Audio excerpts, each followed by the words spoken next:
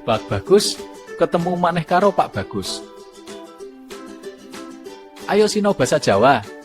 Kira-kira awake dhewe arep sinau apa dina iki? Sadurunge mulai sinau, ojo lali di subscribe, like, karo komen yo. Ayo sinau teks sesorah lan panatacara.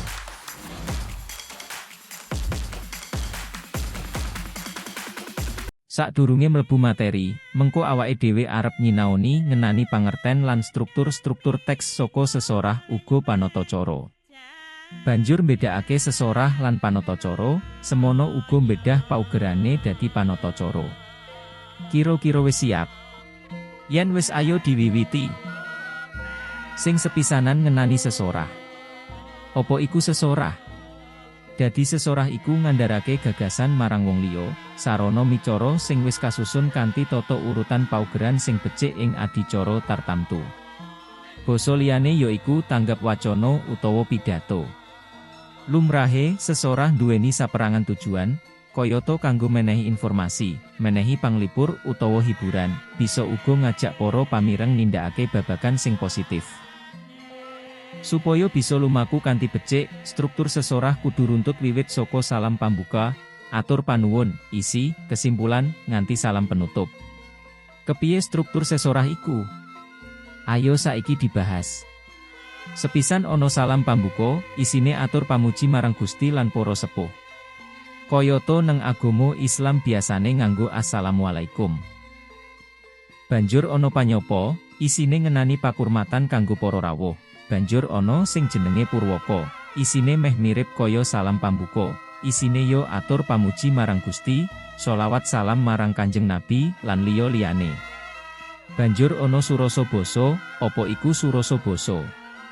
Tegese surasa basa iki isine ngenani inti saka apa sing arep diaturake. Yen ana ing adicara kelulusan sekolah, yo isine ngenani kelulusan sekolah. Yen isine ngenani Agustusan, yo sing diaturake temane Agustusan.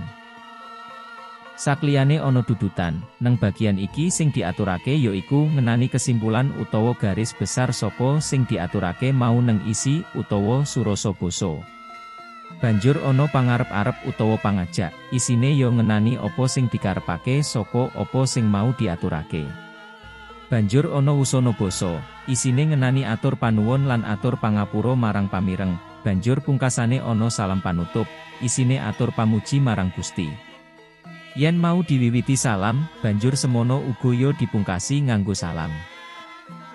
Kaya mangkono isine struktur teks sesorah. Piye? Wis siap sesorah nang ngarepe wong akeh? Hehe. Yen durung mudeng cara carane pidato, kene tak ajari ngenani cara carane ngaturake sesorah. Ngaturake sesorah utawa pidato kuwi ana carane utawa metodene dhewe-dhewe. Sepisan ana jenenge metode manuskrip. Metode iki ngaturake sesorah kanthi cara maca teks wiwit awal nganti pungkasan. Biasane kayata pidato kenegaraan, para pejabat-pejabat, lan liya-liyane. Banjur ana metode memoriter utawa apalan. Metode sesorah iki nggunakake cara ngapalake teks dhisik sadurunge munggah utawa maju sesorah. Sakwise ana metode ekstemporer, apa iku? Metode sesorah iki biasane wong sing arep sesorah nyiapake teks sing isine rangka utawa inti sing arep diaturake. Dadi teks isine catetan cilik ora full teks kayata teknik manuskrip. Pungkasane ana metode impromptu, apa iku? Metode sesorah iki bisa diarani metode dadakan. Dadi tanpa persiapan. Angger ngaturake samubarang tanpa teks. Biasane wong-wong sing nganggo metode iki sing biasa utawa kulino anggone sesorah nang ngarepe wong akeh. Wis kebak pengalaman? Piye? Kowe arep pidato nganggo metode apa kira-kira?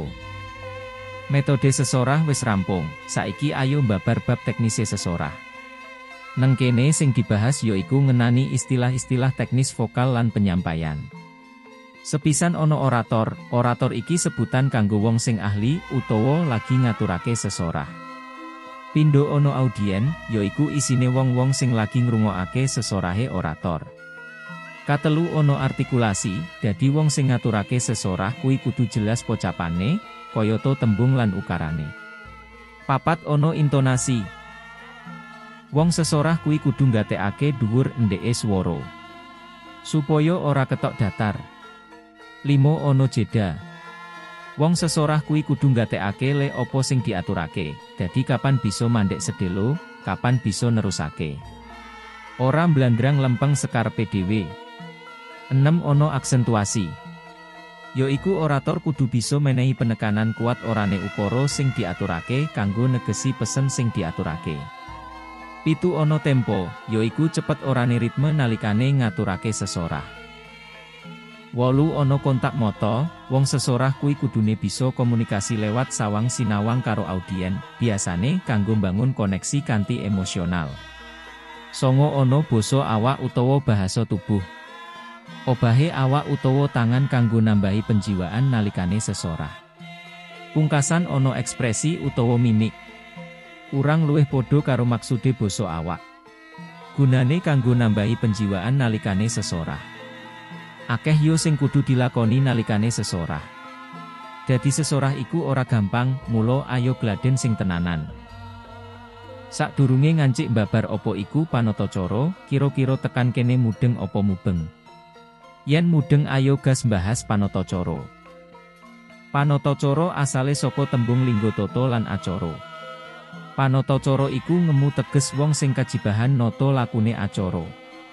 Basa gampange yaiku MC. Dadi, panatacara iku wong sing nata lakune acara, dene sesorah kuwi wong sing kajibah mbabar opini utawa pidato.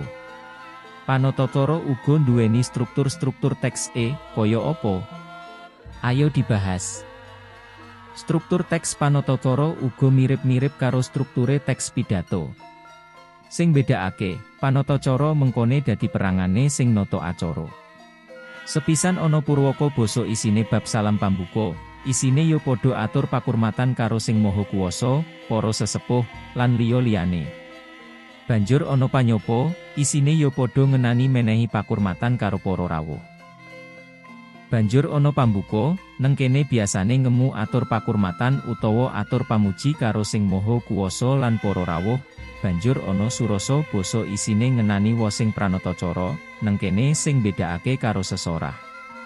Isine ngenani apa sing arep katindakake sak jerone acara. MC ngandharake runtutane adicara sing arep kalaksanan. Banjur ana panutup, isine atur panuwun lan atur pangapura, pungkasan ana wusana basa yaiku salam panutup. Isine ngenani pungkasane atur pakurmatan marang para rawuh.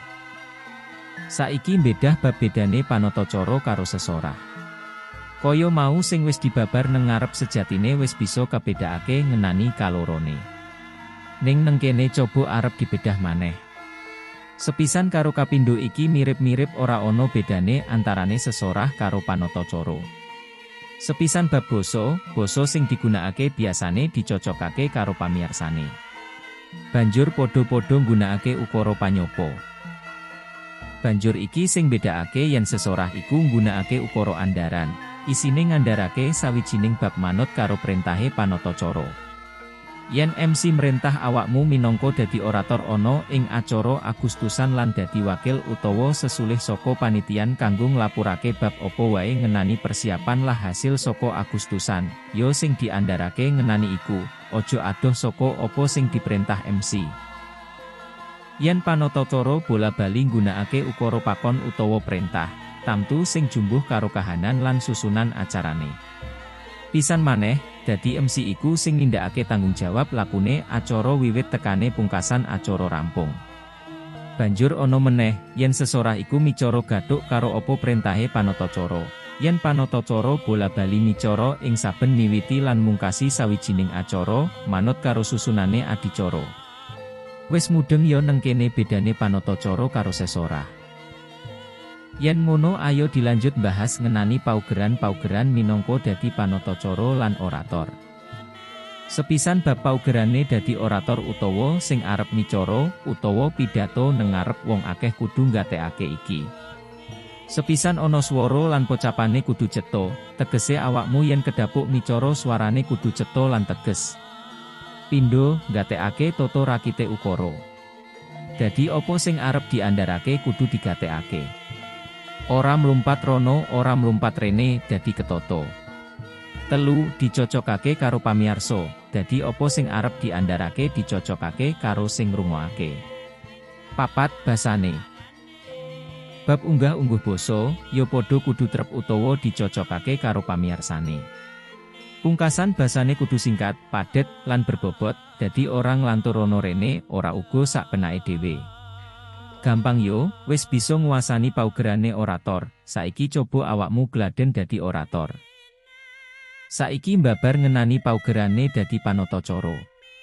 Sepisan bab olah swara, tegese nalika dadi MC kudu bisa olah bab logate kudu pas, pocapane genah, bisa ngatur napas, teges, suarane cetha, ora bindeng utawa blero, lan bisa ngatur membat mentule swara. 2. Bab olah busana, panatacara kudu bisa nganggo klambi sing wangun utawa pantes lan jumbuh karo kahanane. 3. Bab solah bawa lan subasita utawa tumindake panatacara. Ana sing perlu digatekake neng kene yaiku siji magotra, tegese patrape wajar ora digawe-gawe. Banjur malaksana, tegese luwes ora ingah-ingih, ana mawasta, tegese jejeg ora kendho utawa doyong. Ana maneh maraga, tegese ora geter, kudu mantep, banjur malagawa, tegese entengan, seneng biyantu lan trengginas, cekatan lan tangkas. Banjur ana matanggap, tegese tanggap swasana, yen seneng yo seneng, yen sedih yo sedih. Pungkasane ana mawat, tegese prigel kanggo ngendhaleni utawa ngrampungi acara kanthi tuntas. Saiki 4 bab olah basa lan sastra, tegese panatacara kudu bisa milah-milih tembung, bisa nguwasani purwakanthi, sekar, suluk, panyandra, paribasan, pepindhan, wangsalan, lan liya-liyane. 5 utawa pungkasan bab olah kawruh linuwih, kang nindakake panatacara kudu bisa lan duwe kaprigelan liyane. Kayata neng bab olah sastra. Panatacara kudu bisa nguwasani bab sekar utawa tembang-tembang, banjur suluk-suluk, panyandra, filsafat, lan budaya Jawa. Supaya sakdawane niti acara bisa mentes, pantes, lan migunani, sarta trep karo swasana. Kaya mangkono paugerane dadi panatacara, ayo gladen manatacara. Iki ana tuladha sesorah lan panatacara sing kajupuk saka YouTube Abu Sabila 266 lan Gending Jawa Palaran. Iki lagu pisan iki to. Nuwun sewu, mengke ditingkatno sing nganti nyamleng. Mengke enten ana pembayar teh siap. Siap. Napa mawon? Karena apa mau saiki ya.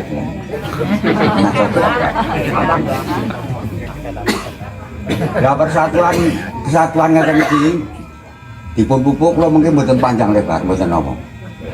Pokoke niki ditingkatno terus nggih. Napa mawon. Jadi bangsa Wedaan iki wong salah siji tim. Watane 17 Agustus kok pager wis ora ngopeni kiwa tengen ora disapa niki terus lakon apa. Nggih. Lah Pak RT nyontoni yogane wong nurun ya. Nuwun sewu lho niki. Maaf, Mbak. Nek pager niku amam tunggale kathah niku. Pagere bener. Kula melih nggih. Ing wonten rikalenggan punika panjenenganipun Bapak Ari Santoso sarimbitipun nampi nugrahaning Gusti. Anendaken jejering asepuh darmaning asepuh amiwa suta marga siwi. Amala kramakaken putra putri kinasih Dyah Kusumaning Ayu Dewi Febrianti Santoso. Ingkang sampun sambut silaning akrami kalian Mas Bagus Bangkit Aditya Nurdianto Ahli Madya. Putra ngarsa dalem panjenenganipun Bapak Dr. Andes Nuryatin. Ingkang patutan kalian Kanjeng Ibu Nanik Tri Mudyani SPD. Mawantu-wantu memuja lan memuji dumateng ngarsaning Gusti ingkang karya jagat. Salwiring gati wiwit purwa madya wasana tinebehna ing rubeda lan sambekala. Saiki wis rampung sinau sesorah lan panatacara. Muga bisa nambahi ilmu lan pengalaman kanggo awakmu. Mengarep coba gladen sesorah lan manatacara. Enteni pasinaon-pasinaon liyane neng YouTube Pak Bagus yo. Matur nuwun.